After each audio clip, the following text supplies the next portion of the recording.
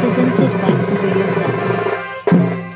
পুরাণে কথিত আছে বৈশ্যকর্ণী দিতির গর্ভে জন্ম নেয় দৈত্যগণ এবং অদিতির গর্ভে জন্ম নেয় দেবতাগণ।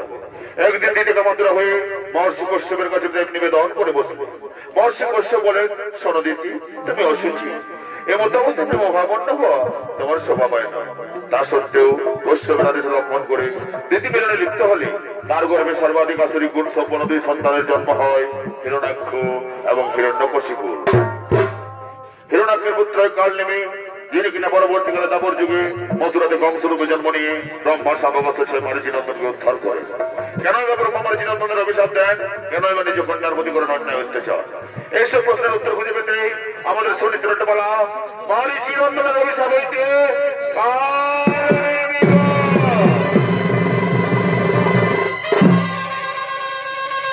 ব্রহ্মার পুত্র মারিচি এবং মারিচির 6 পুত্র সন্তান ব্রহ্মলোকের উত্তর ভূমিতে খেলা করার জন্য আগমন করিতেছে।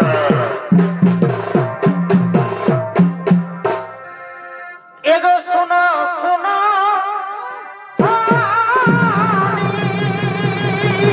কি হইল? আসে যত চাইনি এগো মনি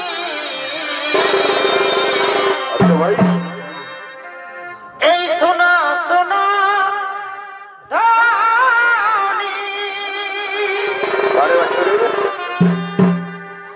আসে যত চাইনি এগো মনি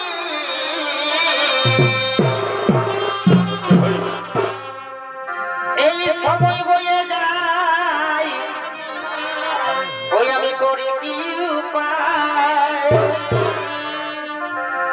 এগো সময় বয়ে যায় ওই আমি করি কি উপায় আর আর আর এই নিজের প্রাণের ঠাকুর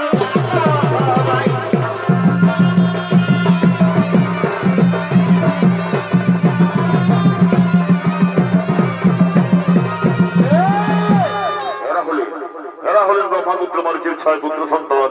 তারা ব্রহ্মলোকের উত্তর ভূমিতে খেলা করার জন্য আগমন করেছে।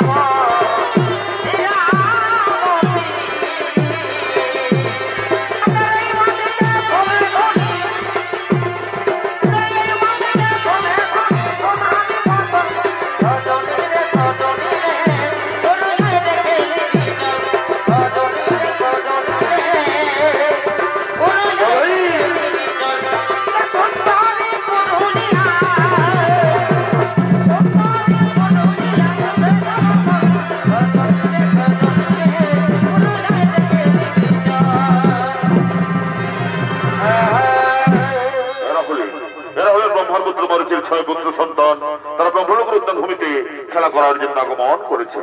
অন্যদিকে ব্রহ্মার কন্যা সন্ধ্যা ওই উদ্যান ভূমিতে পুষ্প চয়নের জন্য করিতেছেন আগমন।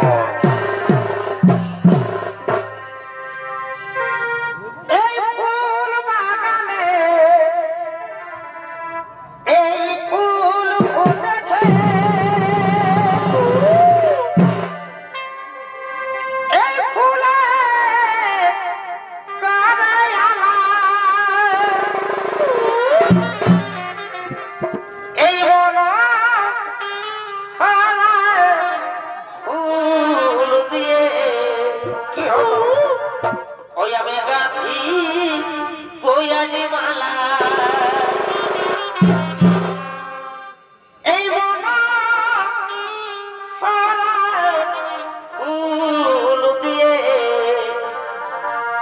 আমি গাঁথি বইয়ের মালা।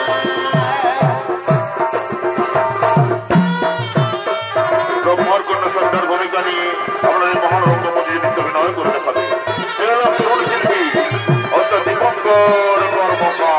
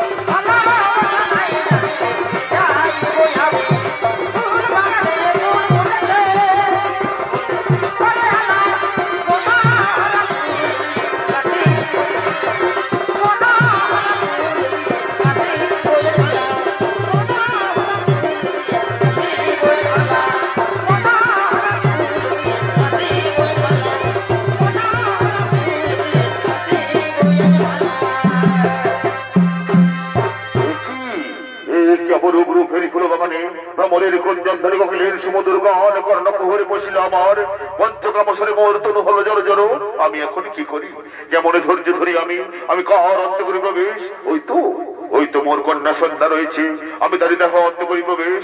এসো সন্ধ্যা ধরা দাও মোর বাহু পাশে।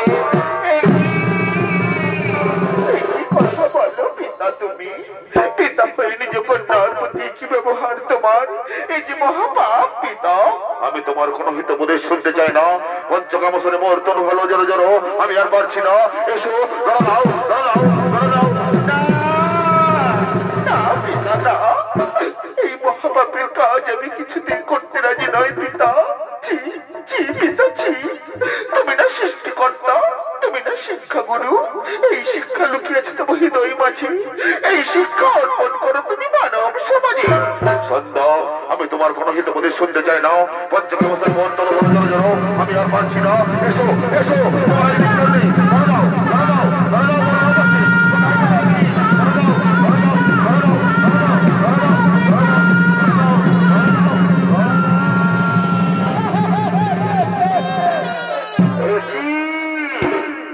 পিতামহ, কি কর্ম তোমার? নিজ কন্যার প্রতি করো অন্যায় অত্যাচার। তোমরা এখানে কি করছো? হ্যাঁ, আমরা এই উদ্যান ভূমিতে বলেই তোমার এই অপকীর্তি দেখতে পেলাম। পিতামহ, তুমি না সৃষ্টিকর্তা, তুমি না শিক্ষাগুরু। এই শিক্ষা লুকিয়েছে তোমার হৃদয় মাঝে, এই শিক্ষা অর্পণ করো তুমি মানব সমাজে। তারা তো অন্যায় কিছু বলেনি পিতা, বলো পিতা বলো, আমি এখন কি করি? এই অপবিত্র কলঙ্কিত দেহ নিয়ে আমি এখন কোথায় যাই পিতা? যেদিকে যাব আমি কেউ স্পর্শ করবে না মোর অঙ্গচ্ছায়া। এই জীবন আমি আর না রাখিব। এই ছাড়া প্রাণ আমি না রাখিব। এই তব পাশে আমি প্রাণ জীব।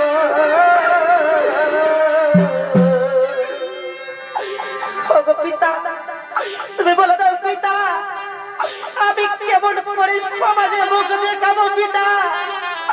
আমি কোন পথ দিয়ে হেঁটে যাবো পিতা? তুমি বলে দাও পিতা, আমি কেমন করে সমাজে মুখ দেখাবো পিতা? এই ছাড়া প্রাণ আমি না রাখিব। তব পাশে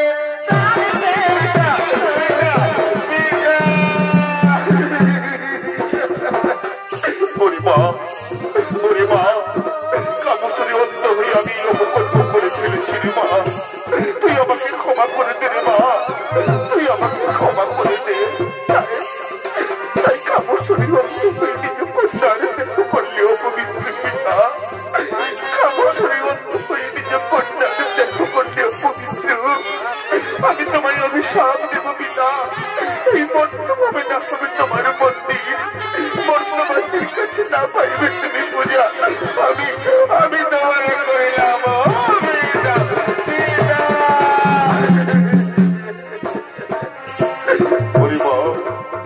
ওরে মা, তোর এই অভিশাপ আমি মাথা পেতে গ্রহণ করলাম।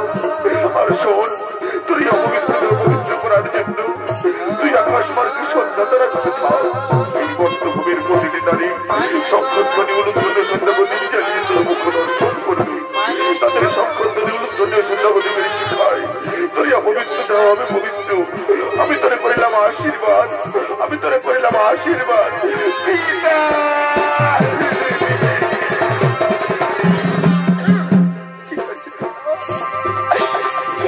পিতা, আমি চলে যাব পিতা, আমি চলে যাচ্ছি পিতা। আমি কেমন করে সমাজে মুখ দেখাবো পিতা, আমি কেমন করে সমাজে মুখ দেখাবো। ঠিক আছে পিতা, আমি চলে যাচ্ছি পিতা, আমি চলে যাচ্ছি পিতা। পিতা,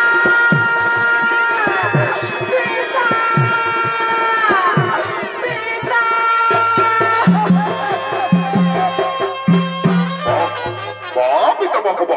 অপূর্ব তোমার কীর্তি, নিজ কন্যার দাহ করলে পবিত্র, আর পবিত্র করার জন্য পাঠালে আকাশ মার্গে।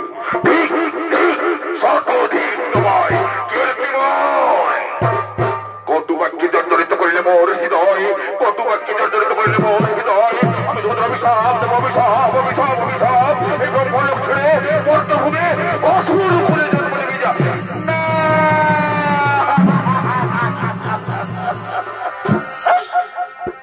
এগুলো খুপাবে, এগুলো দন্দ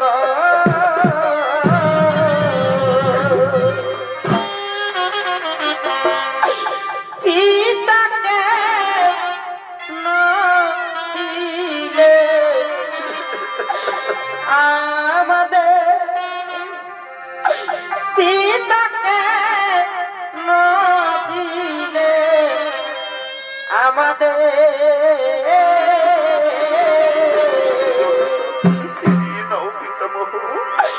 লঘু পাবে গুরু দন্দা।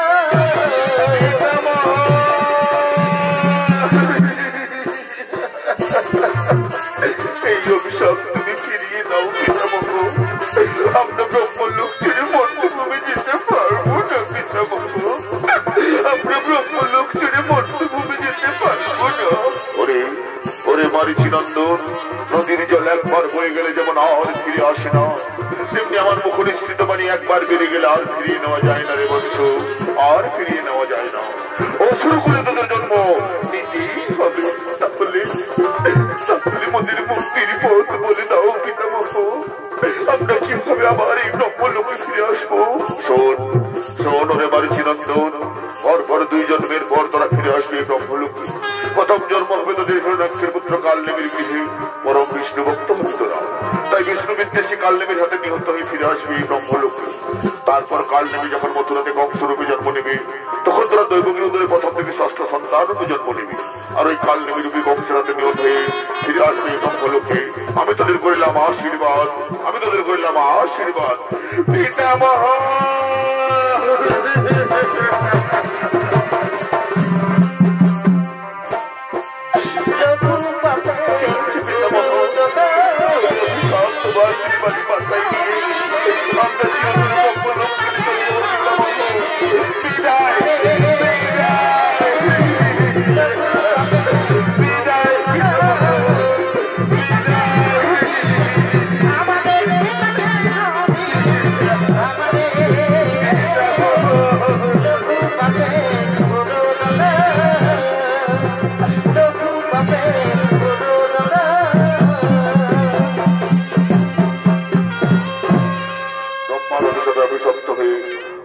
সম্মানগঞ্জ জন্ম নিতে চলেছেন কালনেমির বীর।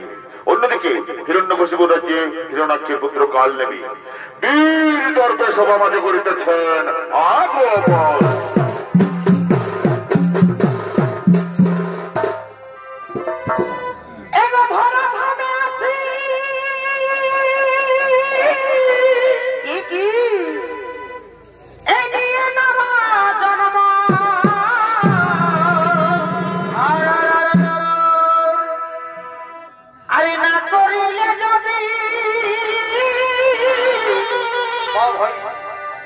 এই মানুষের কর্ম অধর্মে কুকর্মে মাতিয়া এগো নামে মাত্র মানুষ আকা এই নামে মাত্র মানুষ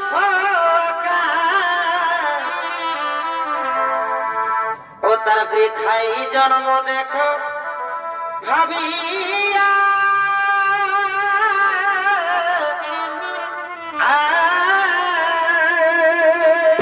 পরে বছরে এই সুকাদের প্রতি এই সদাই রাখো মতি নইলে মায়া জালে যাবে ডুবিয়া নইলে মায়া জালে যাবে ডুবিয়া এহে এহে এহে পরে হই সদাই রাখো মতি এই সুকাদের প্রতি নইলে মায়া জালে যাবে ডুবিয়া।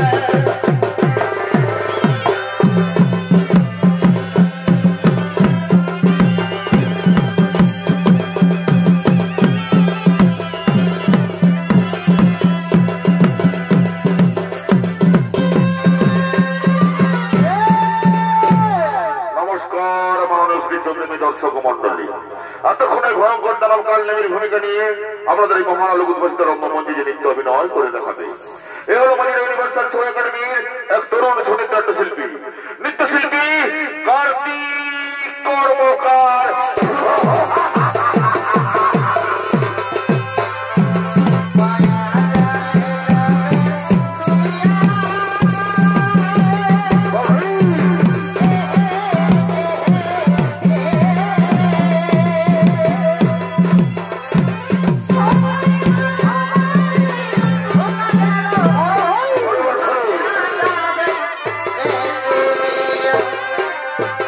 মায়া জালে যাবে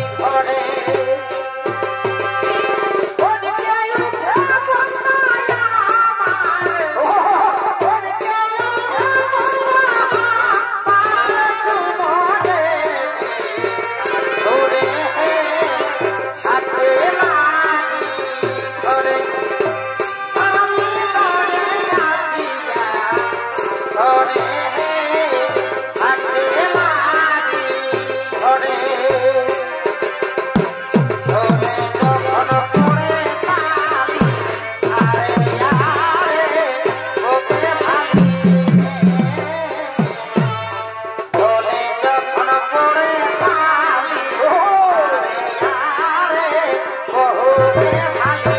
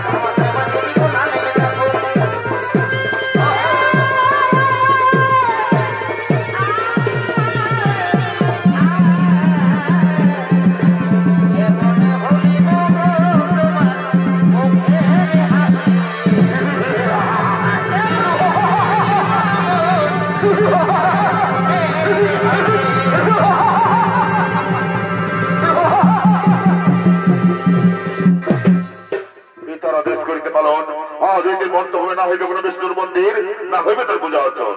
তাই ওরে মন্ত্রী সেনাপতি ওরে সৈন্য সামন্তগণ কি কোথায় আছিস তোরা করি সভা মাঝে করো আগমন।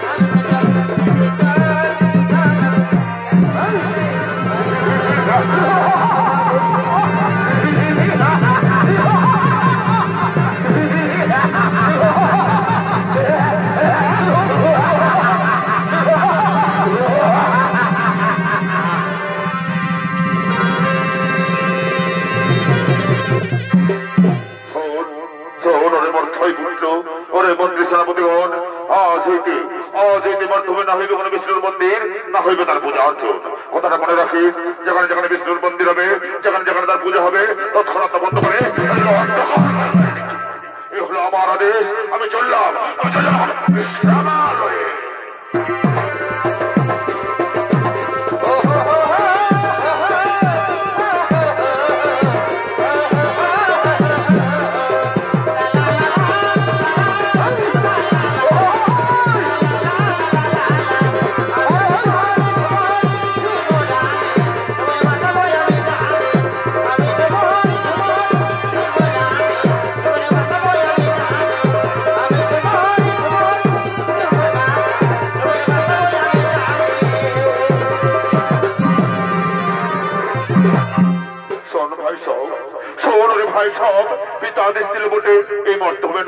বিষ্ণুর মন্দির না হইবে তার পূজা অর্চন।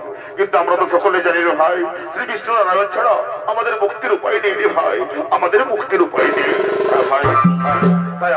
পিতার আদেশ লঙ্ঘন করে আমরা এখন বসে নারায়ণের স্মরণ করিব তাহার গুণ কীর্তন।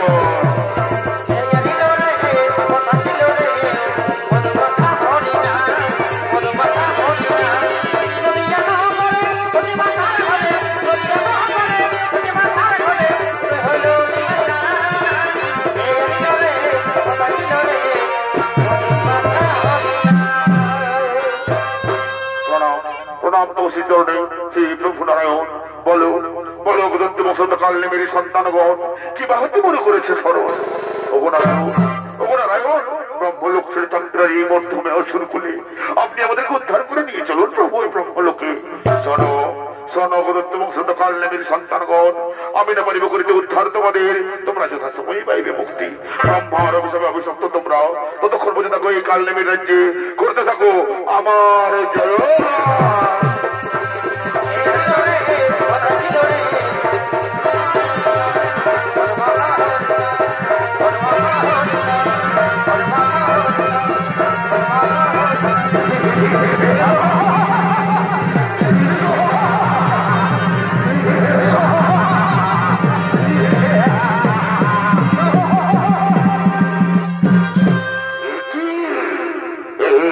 লাভ করতে আমি বহুর পুত্র হয়ে তোরা করেছিল শ্রীকৃষ্ণ জগৎ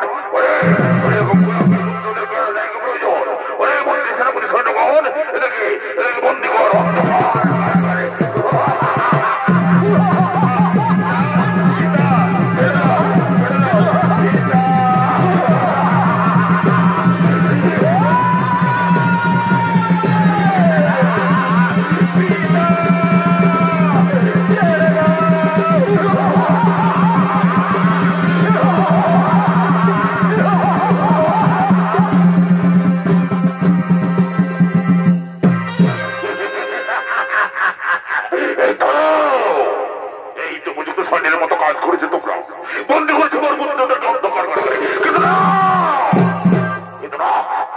আমার চাই শ্রী বিষ্ণু নারায়ণ, আমি কোথায় আছে সে নারায়ণ? চল ও সর্বোপরি করিব।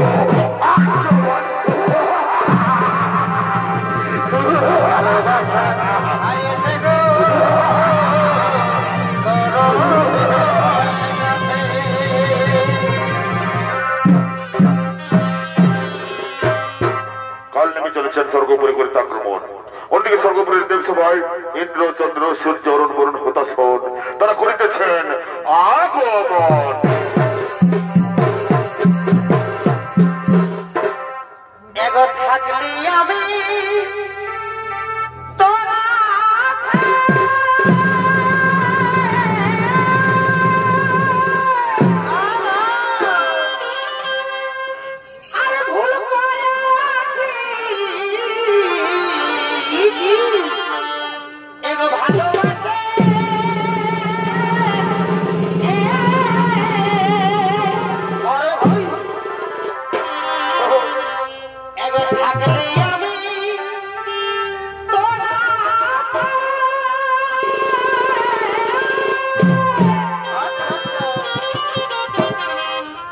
ভুল করেছি একই ভালোবাসে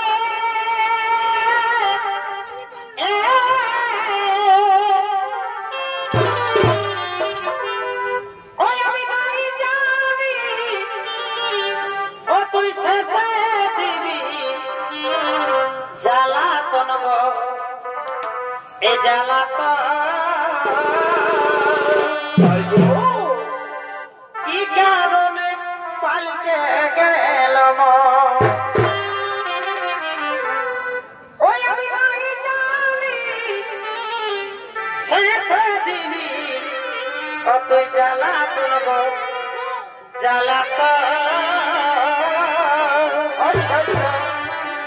কি কারণে পাল্টে গেল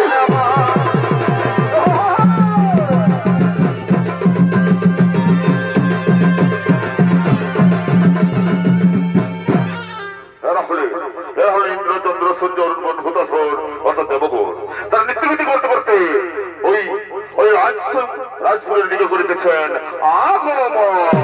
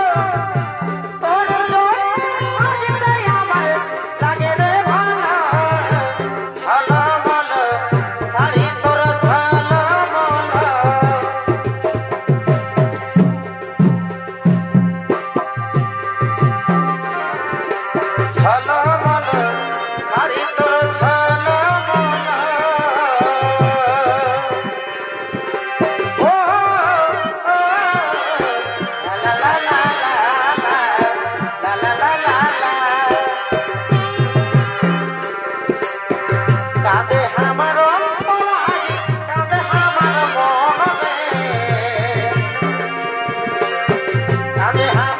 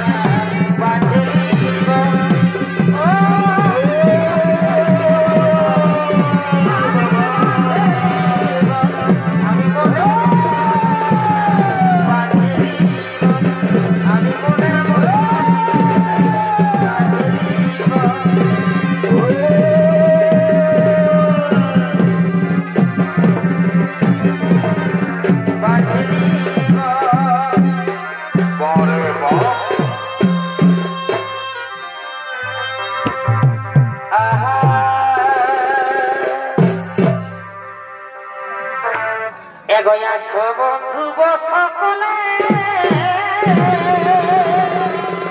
বুঝবে বুঝবে তুমি মনে রাখা এগো রাখা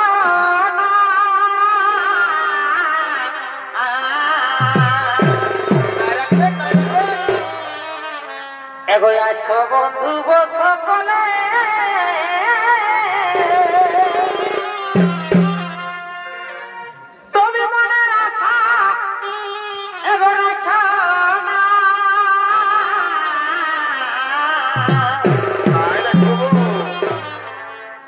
শ্বশুর ঘর গেলে বন্ধু কি হবে এগো শ্বশুর ঘর গেলে বন্ধু এগো ফিরে দেখা হবে না গায়ের পরবে আসবো গো এগো শ্বশুর ঘর ফিরে দেখা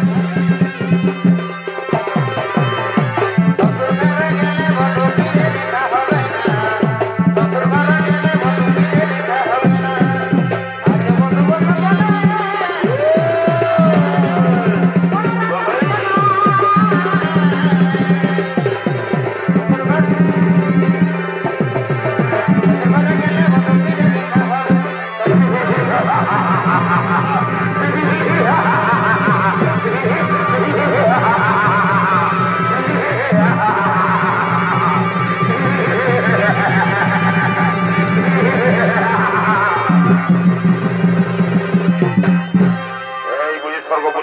এখানে বিরাজ করে শ্রীকৃষ্ণ নারায়ণ কোথায় সে অধম আমি নিজে হাসনার অরে দুষ্টতা নাম কাল নেমে তারে পাইতে গেলে তার আগে যুদ্ধ করবো সাথে দেখি কার বাহুতে কতটা শক্তি আছে